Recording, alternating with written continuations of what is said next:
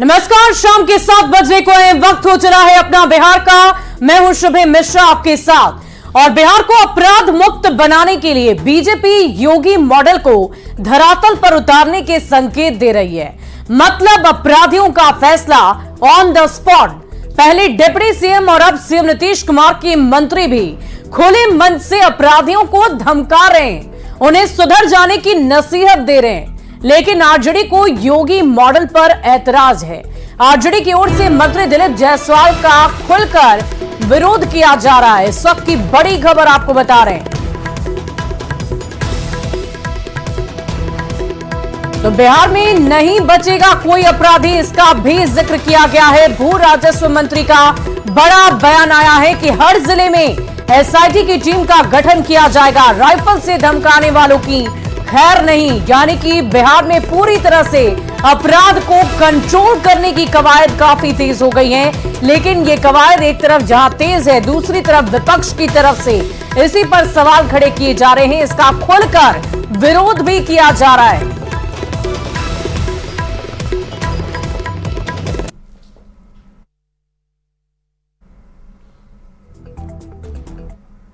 सीधे गोली मारे के आदेश सरकार का दे रहा है। कि रूपौली में उपचुनाव है और उससे पहले बिहार के राजनीतिक गलियारों में भूचाल है।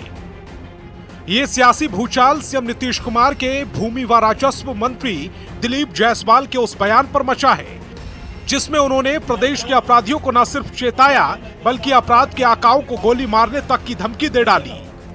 मौका था भवानीपुर में एनडीए की जनसभा का, जहां रूपौली उपचुनाव में एनडीए के पक्ष में माहौल बना रहे थे मंत्री दिलीप जायसवाल। और इसी दौरान योगी स्टाइल में अपराध का इलाज करने का दम भी भर डाला कि प्रत्येक जिला में एसआईटी का गठन होगा, अलग से पुलिस बल का गठन प्रत्येक जिला में हो रहा है। और अवैध रूप से राइफल गोली लेकर चले छे बदमाश सब अपराधी सब, सीधे गोली मारे के आदेश सरकार का दे रहा है। कोई अपराधी अब नहीं बचेगा कहीं पर। जो गोली बंदूक लेके चलता है उस अपराधी को तमाम कर दिया जाएगा, समाप्त कर दिया जाएगा। ये फैसला अभी बिहार सरकार ने कैबिनेट में लिया है। इधर मंत्री दिलीप जायसवाल ने अपराधियों को हड़काया और उधर बिहार की सियासत सुलग उठी। आरजेडी ने मंत्री दिलीप जायसवाल के बयान के खिलाफ मोर्चा खोल दिया, जबकि जेडीयू प्रदेश में सुशासन कहकर मामले से पलड़ा झाड़ती नजर आई। वहीं बीजेपी खुलकर मंत्री दिलीप जायसवाल के समर्थन में उतर आई है। आज बिहार में कानून का राज अगर हमने बनाया है तो कानून का इंजेक्शन अपराधी और लंपटों को दिया। ये दल विशेष के जो गुंडे हैं, जो बिहार में आग लगा रहे हैं, हिंसा फैला रहे हैं, इन पर भी कार्रवाई होगी। और इनके दबाव में जो निचले स्तर या ऊपर के स्तर के अधिकारी काम कर रहे हैं, उन पर तो और बड़ी कार्रवाई होगी। सरकार ने तैयारी कर ली है। दे ऐठने पे गोली चला देने की बात करते हैं। ये आतंकी भाषा किसको सुना रहे हैं आप? क्राइम कीजिए कंट्रोल, सत्ता में है, डबल इंजन की सरकार है, एक्सीडेंट कंट्रोल कीजिए, लूट कंट्रोल कीजिए। देश चमकाने वाले तो आपके आजू बाजू में हैं। आरोप प्रत्यारोप और डैमेज कंट्रोल की कोशिशों के बीच पूर्णिया सांसद पप्पू यादव ने मंत्री दिलीप जायसवाल के बयान का समर्थन कर दिया। पप्पू यादव ने कहा कि निश्चित रूप से कानून के तहत अपराधियों का खात्मा होना चाहिए। और मेरा आग्रह है, दिलीप बाबू पहले राजस्व विभाग से दलाली मुक्त कर दीजिए, मेरे भाई हैं, और भ्रष्टाचार मुक्त कर दीजिए। एक विभाग को सुधार लीजिए दिलीप बाबू। गोली मारने और ना मारने की तो बात जोर नहीं है। ये कोई पहला मौका नहीं है जब बीजेपी की ओर से बिहार में योगी मॉडल लागू करने के संकेत दिए गए हों। इससे पहले 16 जून को बिहार के डिप्टी सीएम विजय सिन्हा ने भी अपराधियों को धमकाया था, सुधर जाने की नसीहत दी थी। Bureau report, news 18। और बढ़ते हैं आगे, सीतामढ़ी से एक बड़ी खबर सामने आ रही है। जेडीयू सांसद देवेश चंद्र ठाकुर की सफाई। यादव मुस्लिम वाले बयान पर उन्होंने सफाई दी है। मेरी भावना को गलत तौर से प्रचारित किया गया, आज भी हम सबके हैं, ये कहना है देवेश चंद्र ठाकुर का। कोई जाति धर्म से बैर नहीं। 17 जून को उन्होंने अपना ये बयान दिया था। जिसको लेकर विवाद लगातार बढ़ता ही चला गया। लेकिन आज अपने इसी बयान को लेकर उन्होंने सफाई दी है और ये कहा है कि मुझे किसी भी जाति धर्म से किसी भी तरह का बैर नहीं है। मेरे यहाँ हर एक मेरे मित्र यादव मित्र का स्वागत है। जो मित्र नहीं है पहले बार भी आना चाहते हैं, उनका स्वागत है। यादवों का और मुसलमानों का आइए, चाय पीजिए, मिठाई खाइए, काम के बारे में मत बोलिए। मैं आपका काम नहीं करूंगा। मुझे किसी दूसरे पार्टी से धर्मनिरपेक्षता की लेने की सर्टिफिकेट किसी से जरूरत नहीं। मेरे सीतामढ़ी क्षेत्र के सारे लोग, किसी भी समाज के किसी भी धर्म के लोग जो पिछले 25 साल 30 साल से मेरा काम देखे हैं, वो अच्छी तरह से जानते हैं कि मैं जातिवाद से ऊपर उठ के हमेशा मैंने काम किया है, भविष्य में भी ऊपर से हमेशा वो काम करूंगा। किसी धर्म के जो लोग हैं उन्होंने भी मुझे देखा है, मेरे धर्मनिरपेक्षता को देखा है। मैंने कभी किसी को न मेरे यहाँ आने से रोका है, न कभी किसी के काम को मैंने मना किया है। वो लोगों ने भी देखा है कि मैं पूरी तरह से धर्मनिरपेक्ष हूं और इसलिए हूं। और जेडीयू सांसद देवेश चंद्र ठाकुर के बयान पर उनकी पार्टी के नेता ने ही आपत्ति जता दी है। जेडीयू नेता अशफाक करीम मोहम्मद इरशादुल्लाह ने प्रेस कॉन्फ्रेंस कर माफी मांगने की अपील कर दी है। अशफाक करीम ने कहा है कि नीतीश कुमार ने हर मजहब और बिरादरी के लिए काम किया है। देवेश चंद्र ठाकुर को माफी मांगनी चाहिए। उनके बयान से मुस्लिम समाज काफी आहत है। तकलीफ की बात यह हुई खासतौर पर उन लोगों के लिए जिनके बारे में यह कहा गया कि वोट नहीं देने का काम किया। हमारा मुराद श्री माननीय सांसद श्री देवेश चंद्र ठाकुर जी से है। सारे अखबार में, सारे मीडिया में ये बातें आई। मैं ऐसी कोई बात नहीं करना चाहता जिससे माननीय को, हमारे देवेश चंद्र ठाकुर जी को कोई आहत पहुंचे, तकलीफ पहुंचे। लेकिन मुसलमानों को तो तकलीफ पहुंची है। और साथ साथ मैं ये भी कहूँगा कि जिन लोगों के बारे में कहा गया कि उन्होंने वोट नहीं दिया, मैं समझता हूँ कि सबों को तकलीफ पहुंची होगी। इसलिए माननीय सांसद जी को कम से कम माफी मांगना चाहिए। और देवेश चंद्र ठाकुर के बयान का केंद्रीय कपड़ा मंत्री गिरिराज सिंह ने भी समर्थन किया है।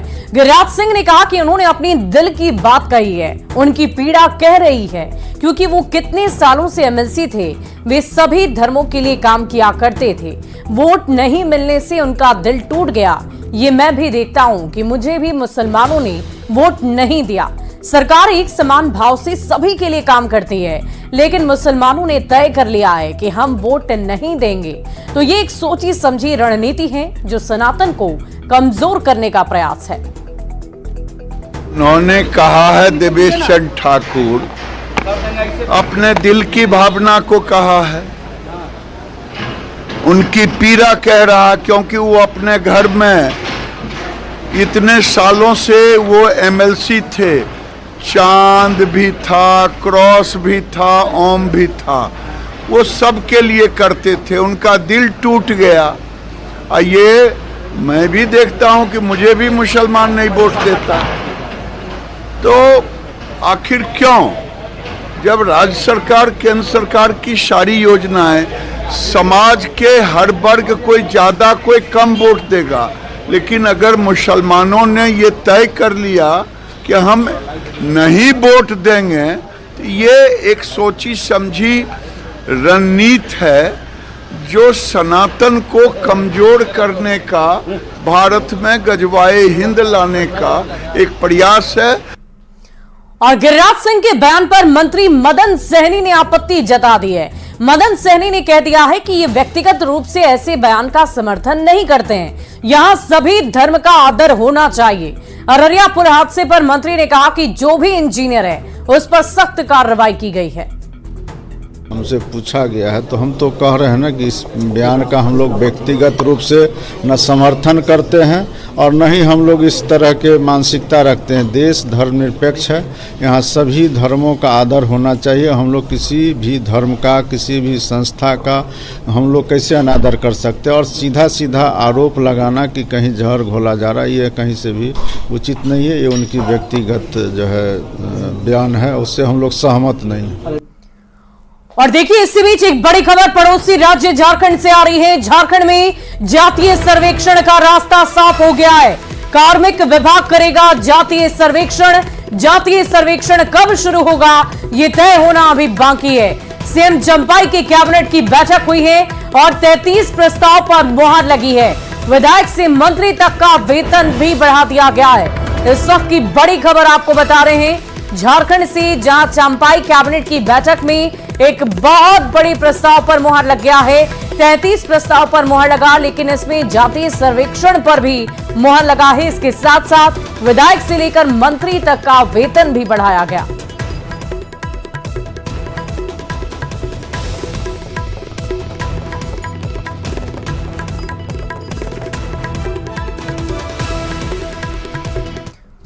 और प्रधानमंत्री नरेंद्र मोदी ने आज नालंदा विश्वविद्यालय के नए कैंपस का उद्घाटन कर दिया।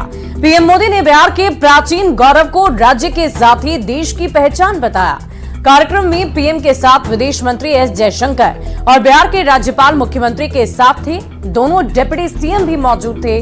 कभी दुनिया की पहली रेजिडेंशियल यूनिवर्सिटी रहे नालंदा विश्वविद्यालय अब नए कलेवर में एक बार फिर पूरी दुनिया में छाने को बेताब है। नालंदा का अर्थ है न अलम ददाति इति नालंदा, अर्थात जहां शिक्षा का, ज्ञान के दान का अविरल प्रवाह हो। लगातार तीसरी बार प्रधानमंत्री बनने के बाद नरेंद्र मोदी 10 दिन के भीतर पहली बार बिहार दौरे पर आए। नालंदा की धरती से प्रदेश के गौरव को जनता को समर्पित भी किया। पीएम मोदी ने नालंदा यूनिवर्सिटी के नए कैंपस का उद्घाटन किया। इससे पहले प्रधानमंत्री ने करीब 1600 साल पुराने नालंदा खंडहर को बारीकी से देखा भी। अपने संबोधन में पीएम ने कहा कि नालंदा नाम ही नहीं, हमारी पहचान है।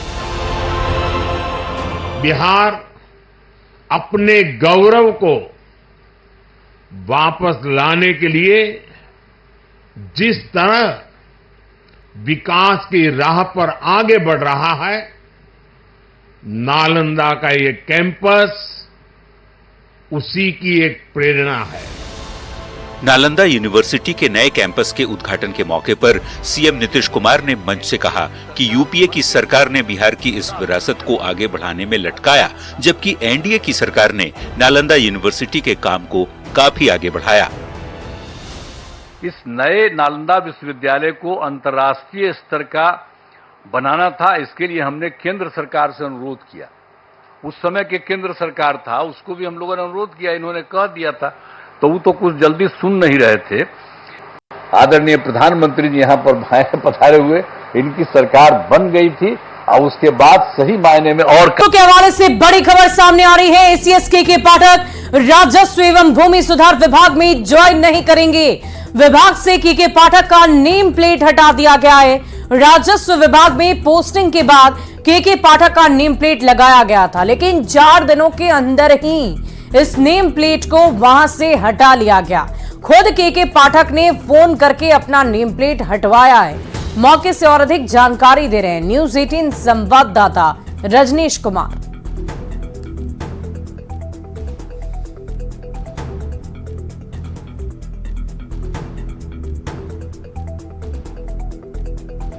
राजस्व एवं भूमि सुधार विभाग के एसीएस के पाठक के नेम का नेम प्लेट लग गया था, लेकिन आप देख सकते हैं महज 4 दिनों बाद विभाग में नेम प्लेट हटा दिए गए हैं। और जो चर्चा चल रही थी, उस चर्चा पर फिलहाल विभाग में विराम लग गया है। उसके साथ साथ जो अधिकारी हैं, कर्मचारी हैं, वो सवाल पूछ रहे हैं।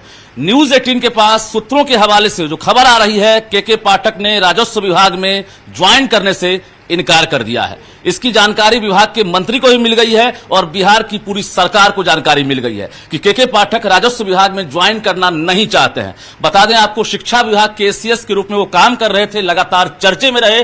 कई ऐसे नियम और कानून बनाए गए जिसके बाद परिवर्तन भी हुआ, विवाद भी हुआ और लगातार विधानसभा से लेकर विभाग तक हंगामा हुआ। उसके बाद सरकार ने राजस्व विभाग का इन्हें जिम्मा दिया है। इस बीच केके पाठक छुट्टी पर हैं। बता दें आपको कि 30 जून तक केके पाठक छुट्टी पर हैं, जिसकी जानकारी पब्लिक डोमेन में भी है। इस बीच इनका तबादला हुआ था और तबादले के 48 घंटे के भीतर विभाग में देख सकते हैं कि नेम प्लेट लगा दिए गए थे। और यह खबर भी सबसे पहले न्यूज 18 ने दिखाई थी कि केके पाठक के विभाग में उनके नेम का जो है नेम प्लेट लग गया है। लेकिन अब जो जानकारी मिली है कि केके पाठक ने ज्वाइन करने से इनकार कर दिया है और इसके साथ साथ विभाग में जो एक्शन है नेम प्लेट हटाने का, वो भी देखिए यहां पर पूरा कर लिया गया है। इस बीच जो खबर आ रही है चौंकाने वाली है कि आखिर केके पाठक ने नेम प्लेट क्यों हटवा दिया। क्या वो फिर से चर्चे में रहेंगे, क्या वो विभाग ज्वाइन करेंगे, या सेंट्रल डेपुटेशन के लिए वो तैयारी में जुट गए हैं। कैमरामैन अजय दुबे के साथ रजनीश कुमार, न्यूज 18 पटना। और मुख्यमंत्री बाल हृदय योजना के तहत बिहार के 20 बच्चों की सर्जरी कराई जाएगी। बिहार के स्वास्थ्य मंत्री मंगल पांडे ने सभी बच्चों को पटना एयरपोर्ट से रवाना किया। योजना के अनुसार बिहार सरकार सभी बच्चों का खर्चा उठाएगी। अहमदाबाद के श्री साई हॉस्पिटल में इन सभी बच्चों की सर्जरी होगी। और फिलहाल इस बुलेटिन में अभी के लिए बस इतना ही। एक नजर इस वक्त के हेडलाइंस पर।